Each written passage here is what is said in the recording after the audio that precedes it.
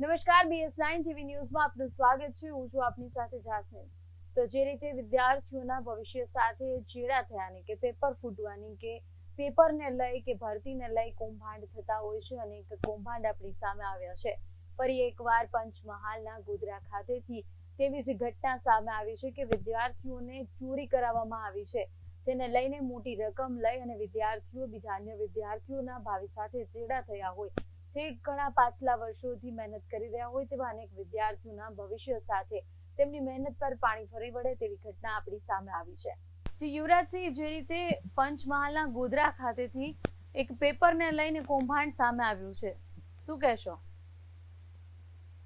ખાસ કરીને જોવા જઈએ તો વિદ્યાર્થીઓના ભવિષ્ય સાથે ફરી એક વખત ચેડા થતા જોવા મળી રહ્યા છે. કેમ કે જે પરીક્ષામાં જે રીતે મેડિકલ લાઈનમાં આગળ વધવા માટેની જે પરીક્ષા લેવામાં આવતી હોય છે નીટની પરીક્ષામાં અમે આની પહેલા પણ સરકારશ્રીનું ધ્યાન દોર્યું હતું કે 5 તારીખે જ્યારે આ પરીક્ષા હતી ત્યારે 2 થી 5 નો જે સમયગાળો હતો તો 4 વાગે આ પેપર જે છે સોશિયલ મીડિયામાં અલગ અલગ ગ્રુપમાં વાયરલ હતું અને એમાં પણ અમે સરકારશ્રીનું ધ્યાન દોર્યું હતું, પરંતુ સરકારે ક્યાંક એમાં એક્શન ન લીધા.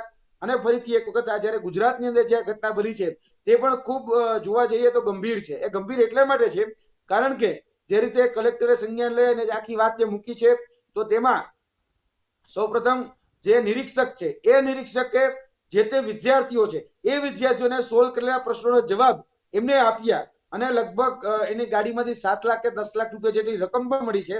અને એના જે અધિકારી છે એ અધિકારીની વોટ્સઅપ ચેટ પણ બહાર આવી છે અને વોટ્સઅપ ચેટ જ્યારે બહાર આવી છે ત્યારે તેમાં લગભગ એવું કહેવામાં આવ્યું છે કે 10 જેટલા વિદ્યાર્થીઓને આના પ્રશ્નોના જવાબ એ પહોંચાડવામાં આવ્યા હતા. એટલે ખૂબ ગંભીર બાબત કહેવાય અને વિદ્યાર્થીઓના ભવિષ્ય સાથે અત્યારે આ મુદ્દો જ્યારે બહાર આવ્યો તો સરકારશ્રી એવું કહી રહ્યા છે કે આ તો ચીટિંગની બાબત છે, આમાં તો પેપર લીકેજની માહિતી ટૂંકમાં પેપર લીકેજની વાત જ નથી. હવે આટલી ગંભીર બાબતને આ લોકો ચીટિંગમાં ખપવે છે, છેતરપિંડીમાં ખપવે છે, એ પણ ખૂબ ગંભીર છે. કેમ કે આજે કોને છાવરવા માટે આ પેપર લીકેજની માહિતી પેપર લીકેજની વાતને એ પેપર ચીટિંગમાં ખપવામાં આવી રહી છે? શા માટે આ પ્રકારે સરકાર કામ કરી રહી છે? અને એવું બિલકુલ નથી બેન કે જોવા જઈએ તો રાજસ્થાન તો તેમાં ડમી વિદ્યાર્થીઓ આજ નીટની પરીક્ષામાં બેઠા હતા અને એમના ઉપર પણ પોલીસ ફરિયાદ થઈ છે અને એ 3 વ્યક્તિઓને પણ જેલના સળિયા પાછળ મૂકવામાં આવ્યા છે. એ જ રીતે યુપી, એ જ રીતે પટનામાં તો એ પ્રકારની ઘટના બહાર આવી છે કે નીટની પરીક્ષાનું જે પેપર હતું એ આગલે દિવસે રાતે એ જે તે વિદ્યાર્થીઓ પાસે પહોંચી ગયું હતું.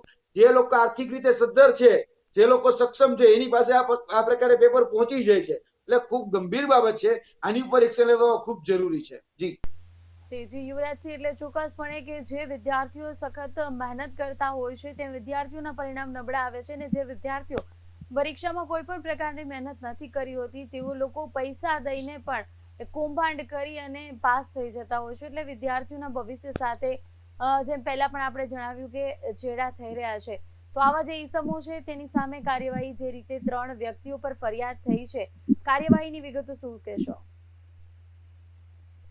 હવે આમાં જે 3 વ્યક્તિઓ સામે જે ફરિયાદ થઈ છે એમાં ફરિયાદમાં પણ જોવા જઈએ ને બેન તો ખરેખર જે 3 વ્યક્તિઓને પકડવામાં આવ્યા છે તે વર્તમાનમાં એ 3 વ્યક્તિ ઉપર ફરિયાદ થઈ છે જેના કંઈક નામ પણ સામે આવ્યા છે. તુષાર ભટ્ટ, વડોદરાના જે છે પરશુરામ રોય અને ગોધરાના આરીફ વોરા, આ 3 વ્યક્તિઓ સામે ફરિયાદ થઈ છે. હવે જોવા જઈએ તો 7 જેટલા વ્યક્તિઓ હતા જેના વોટ્સઅપમાં પેપરો પહોંચ્યા હતા. તો હવે 7 વ્યક્તિઓ ઉપર પણ ફરિયાદ થવી જોઈએ. શા માટે હજી સુધીની સામે ફરિયાદ નથી થઈ? એટલે કે પોલીસ તંત્ર ઉપર પણ સવાલ ઉઠી રહ્યા છે. તેની સાથે જો જોવા જઈએ તો એવું બિલકુલ નથી કે આ કોઈ નવી મોડસ ઓપરેન્ડી હોય. આ પ્રકારની જ સ્ટ્રેટેજી, આ પ્રકારની જ મોડસ ઓપરેન્ડી એ ભૂતકાળમાં પણ અપનાવવામાં આવી હતી અને ભૂતકાળમાં આ પ્રકારની મોડસ ઓપરેન્ડીથી એ ગુજરાત રાજ્ય સરકારના શિક્ષણ વિભાગના ઘણા બધા એવા પેપરો છે જે પ્રકારે લીક થયા છે. એક દિવસ અગાઉ એ વિદ્યાર્થીઓ સુધી પેપર પહોંચી જતું હોય. એ બિન સચિવાલય ક્લાર્કના પેપરની વાત હોય, જુનિયર ક્લાર્કના પેપરની વાત હોય કે પછી હેડ ક્લાર્કના પેપરની વાત હોય, આ એવા પેપરો હતા કે જે એક દિવસ અગાઉ એ જે તે વિદ્યાર્થીઓ પાસે જે આર્થિક રીતે સદ્ધર છે, સક્ષમ છે, એને મળી જાય અને પૈસાના જોરે એ પેપર સુધી પહોંચી જાય. એટલે આ જે રીતે કહી શકાય ને પટના, તો પટનામાંથી પણ એક ઘટના બહાર આવી કે જે શિક્ષકની જે અભ્યગિતા જે કસોટી હતી, તે ટેટની પરીક્ષા હોય, સીટેટની પરીક્ષા હોય, તો એમાં જે વ્યક્તિએ પેપર ફોડ્યું હતું એ જેલમાં છે અત્યારે અને એના પિતાશ્રી અત્યારે આ જે નીટની પરીક્ષાનું પેપર ફૂટ્યું ને એના માસ્ટર માઇન્ડ છે. એટલે તમે વિચારો કે કોઈને ડર રહ્યો જ નથી. આ ડર ગાયબ થઈ ગયો છે. કારણ કે નહીતર તો કેવું હોય કે ચોરી કરે ને માણસ તો એને ડર હોય કે હું પકડાઈ જઈશ તો, કંઈક ખોટું થઈ જશે તો, કોઈક જોઈ જશે તો. હવે ક્યાંક ને ક્યાંક રાજ્ય સરકાર એ ડર ઉભો કરી શકી. રાજ્ય સરકારે ખરેખર આવા જે કૌભાંડીઓ છે એને છાવરવાનું કામ કર્યું છે. અત્યાર સુધી જે કૌભાંડીઓ છે એને ક્યાંક કહી શકાય કે છાવરી અને બચાવવાના કાર્યો એ કર્યા છે. એને કારણે આવા લોકો મળી રહ્યું છે. નહીતર થવું કેવું જોઈએ કે જે પણ લોકો કૌભાંડીઓ છે, જે પણ લોકો આ ગેરરીતિ આચરી રહ્યા છે, એને ડર લાગવો જોઈએ કે એક વખત આ ભૂલ કરે તો બીજી વખત ન કરે. આ તમે વિચારો, જે શિક્ષક અભિજ્ઞતા જે કસોટી હતી એમાં એ જયારે જેલમાં છે, નિનાદ પિતાજી એ આ નીટના પેપર લીકેજના માસ્ટર માઇન્ડ છે.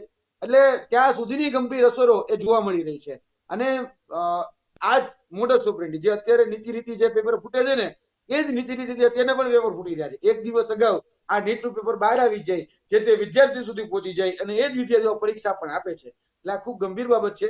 સરકાર જો કડકથી એક્શન નહીં લે, ભૂતકાળમાં એવા બધા ઘણા બધા ઇન્સિડન્ટ બની ગયા છે. ગુજરાત રાજ્ય સરકારની અંદર 24 જેટલા પેપર લીક થયા છે. 24.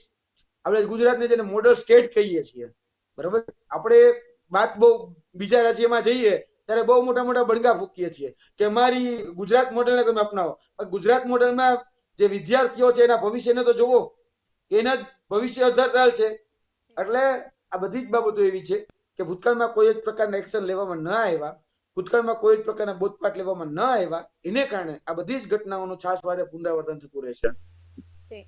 યુવરાજસિંહ, અવારનવાર આપના દ્વારા જે પેપર ફૂટ્યા હોય અથવા આવા કૌભાંડ થયા હોય, ચોરી થઈ હોય કે વિદ્યાર્થીઓ પાસેથી પૈસા લેવાના હોય કે જે દેશના ભાવિ છે તેના ભવિષ્ય સાથે ચેડા થતા હોય તેવા અનેક જે પર્દાફાશ છે તમે કરેલા છે.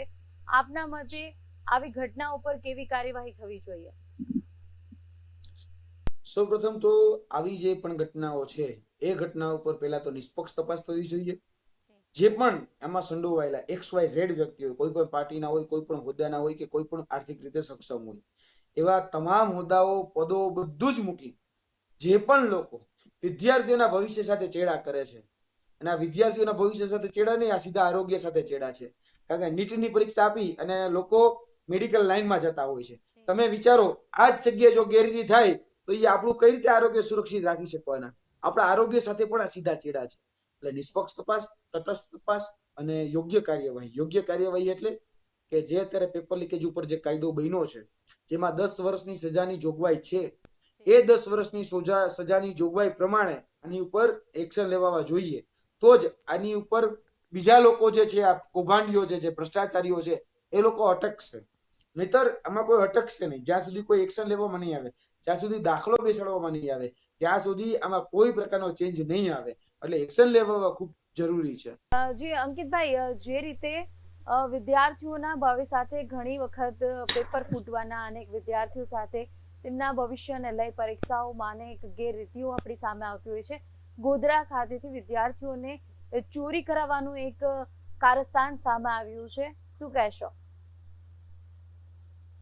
જાણીએ છીએ આપણે વારંવાર મેડમ કે આવા બનાવો બનતા હોય છે અને આના ઉપર કોઈ પણ એક્શન લેવાતા નથી. વારંવાર અમે વિદ્યાર્થી સંગઠન તરીકે NSUI માંથી ઘણી વખત વારંવાર અમે લોકો આંદોલનો કર્યા, રજૂઆતો કરી, છતાં પણ સરકારની આંખ નથી સાંભળતી અને જાણે સરકાર આંખ આડા હાથ કરી લીધા હોય એવું લાગી રહ્યું છે. અને આવા માસૂમ છોકરાઓના જે કહી શકાય નીટની એક્ઝામ, એના પર જો પેપર ફૂટતા હોય તો ક્યાંક ને ક્યાંક આ સરકારને શર્મિંદા થઈ અને પોતાને જે ફરજ છે એમાંથી રાજીનામા દઈને નીકળી જવું જોઈએ કે જે વિદ્યાર્થીઓના ભવિષ્ય સાથે છેડા કરવામાં આવી રહ્યા છે. મેમ, તમે જાણો છો કે તલાટી હોય, કોન્સ્ટેબલ હોય કે અવારનવાર ભરતીઓના પેપર લીક થતા હોય છે.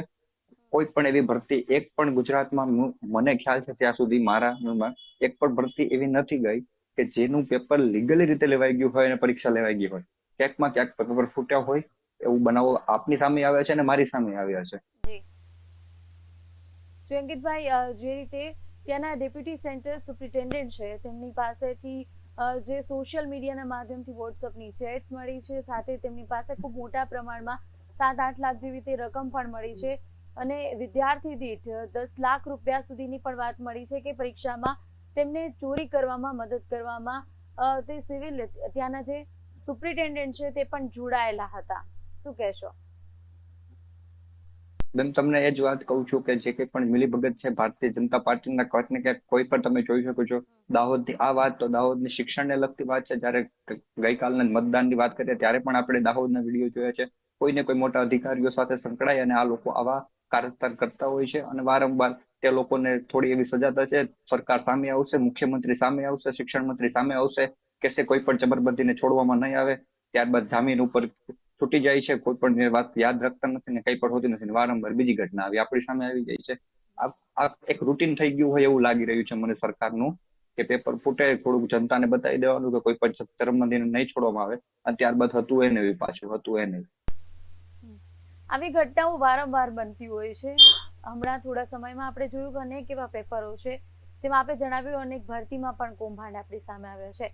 પણ જે વિદ્યાર્થીઓ વર્ષોના વર્ષ મહેનત કરી અને પોતાના સારા પરિણામ માટે ઝંખી રહ્યા હોય, પરીક્ષામાં એટલી મહેનત પણ કરી હોય કે વિદ્યાર્થીએ જે પાછળના જે પરીક્ષા આવે તે સમયના જે પાછલા વર્ષ હોય એમાં સતત તે વિદ્યાર્થીઓએ આ જ કર્યું હોય છે અને તેવા વિદ્યાર્થીઓ છે તેમનું પરિણામ આ કારણે નબળું આવે છે. અને જે વિદ્યાર્થીઓ કંઈ જ મહેનત નથી કરતા તેઓ પૈસાના દમ ઉપર કૌભાંડ આચરી અને પોતે સારા એવા ગુણ મેળવી શકતા હોય. અને જીની જે કે નીટની હોય એ પરીક્ષા એવી છે કે તે વિદ્યાર્થીઓ જે છે જો આમાં ઉત્તીર્ણ થાય છે, પાસ થાય છે, તે તો ડોક્ટર સુધીની તેમને ડિગ્રી મળતી હોય છે. એટલે કંઈક ને કંઈક વિદ્યાર્થીઓના ભવિષ્યની સાથે લોકોના આરોગ્ય સાથે પણ ચેડા થતા હોય છે. શું કહેશો?